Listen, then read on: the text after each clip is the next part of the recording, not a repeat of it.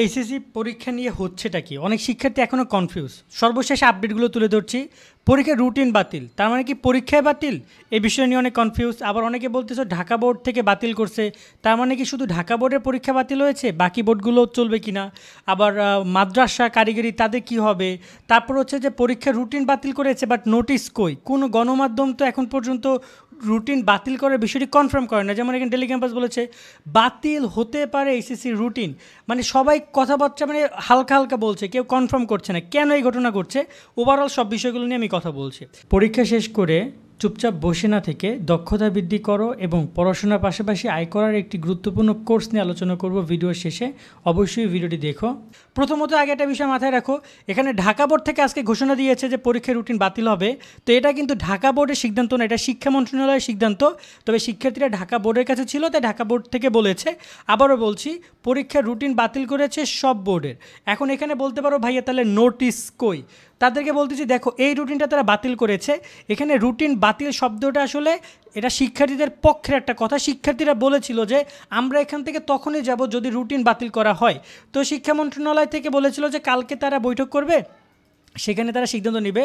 কিন্তু ওরা বলছিল যে আমাদের রুটিন বাতিল করে অন্তপক্ষে একটা প্রাথমিক দেন যে আমাদের দিকে আপনারা হচ্ছে যে আপনারা একটা সিদ্ধান্ত দেন যাতে বুঝবো যে আপনারা আমাদের দাবিগুলোর প্রতি একমত। তো তারা তখন রুটিন বাতিলের কথাটা শিক্ষার্থীরা জানায় যে আপনারা তাহলে কাজ করেন, আপনারা রুটিন বাতিল করার বিষয়টি সামনে আনেন।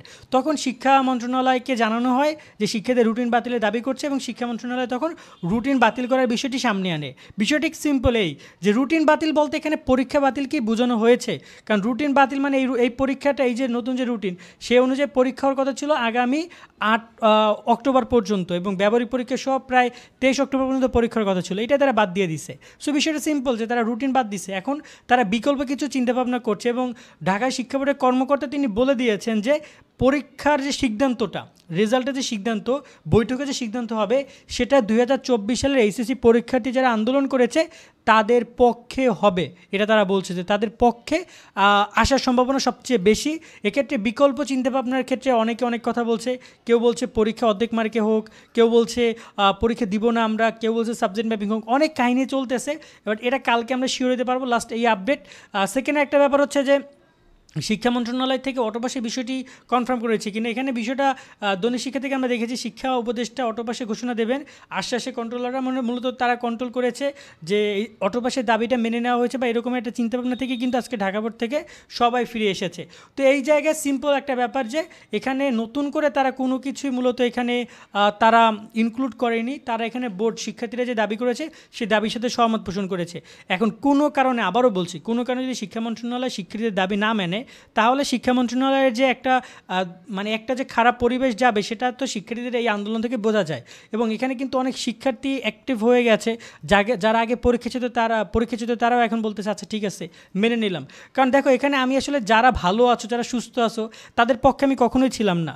আমি পক্ষে ছিলাম যারা হসপিটালে বেডে এখনও কাতরাচ্ছে, যারা এখনও বাসায় পঙ্গু হয়ে বসে আছে, পরীক্ষা দিতে পারবে কি না, অনিশ্চিত জীবন, সেই তাদের পক্ষে হয়ে আমরা কথা বলেছি। আমরা বলেছি হ্যাঁ অটোপাস দেওয়া দরকার এবং সেভাবে আমরা কাজ করেছি, যতটুকু পেরেছি নিরপেক্ষ ভূমিকা রেখে নিউজগুলো প্রেজেন্ট করার। তো এই হচ্ছে সর্বশেষ আপডেট যে তোমাদের রুটিন নিয়ে তারা নোটিশ দিবে। নোটিশ দেওয়ার বিষয়টি মূলত এখানে শিক্ষা মন্ত্রণালয় থেকে রুটিন বাতিল করার কোনো নোটিশ দিতে পারে না। আবারও বলছি, এখানে তারা সরাসরি সিদ্ধান্ত জানাবে। এখানে রুটিন বাতিল করার স্পেসিফিক্যালি কোনো নোটিশ হয় না, ওরকমই খুবই কম হয় নোটিশ। এবং চাইলে তারা একটা সান্ত্বনামূলক একটা নোটিশ বাতিল দিতে পারে, বাট এখানে নোটিশ রুটিন বাতিল করে কোনো নোটিশ দেওয়ার দরকার নাই। মূল দরকার যেটা সেটা হচ্ছে তারা বিকল্প কী মূল্যায়ন করতে চায় সেটা নিয়ে। এবং এটা কিন্তু এখন পর্যন্ত গণমাধ্যমে কোথাও ফলাও করে বলা হয় নাই যে তারা হচ্ছে যে রুটিন বাতিল করছে বা এটা এরকম অনেক কিছু বলা হয় নাই। সো এই জায়গায় বিষয়গুলো অনেক ইম্পর্টেন্ট, সামনে আরও আপডেট আসবে, সেগুলো তোমাদেরকে আমরা জানানোর চেষ্টা করবো। আমাদের সাথে সাবস্ক্রাইব করে যুক্ত থাকো। আর এই যে তোমরা যারা এখন বর্তমানে পরীক্ষার পরবর্তী সময়গুলোতে কী করবে ভাবছো, তারা চাইলে এই যে কোর্স আছে ইফর্মের, এই কোর্সটা তোমরা করতে পারো। আশা করি তোমাদের ভালো একটা কেরিয়ার হবে। আজকের মতো আমরা এখানে বিদায় নিচ্ছি। সকলে অনেক অনেক ভালো থাকবা। আল্লাহ হাফেজ। পরীক্ষার পরবর্তী সময়ে তোমরা অহেতুক সময় নষ্ট না করে বিভিন্ন ট্রেনিংয়ের মাধ্যমে তোমাদের স্কিল ডেভেলপ করতে পারো। এক্ষেত্রে আমার অ্যাডভাইস থাকবে খোঁজখবর নিয়ে একটি সুন্দর গুছানো ট্রেনিং কোর্সে যুক্ত হও এবং সেটা কমপ্লিট করো। তোমরা যদি কম্পিউটার আর ইন্টারনেট চালাতে পারো তাহলে ইফার্ম Bangladesh real time project base e commerce entrepreneurship training program তোমার জন্য বেস্ট হবে। কেন বেস্ট, কী কী সুযোগ তুমি পাবা, চলো একবার দেখে নেই। যেহেতু এটা একটা project base e commerce entrepreneurship training programme, তাই ই কমার্স বিজনেস সম্পর্কে সব কিছু তুমি শিখতে পারবা এবং বাস্তব অভিজ্ঞতা পাবা।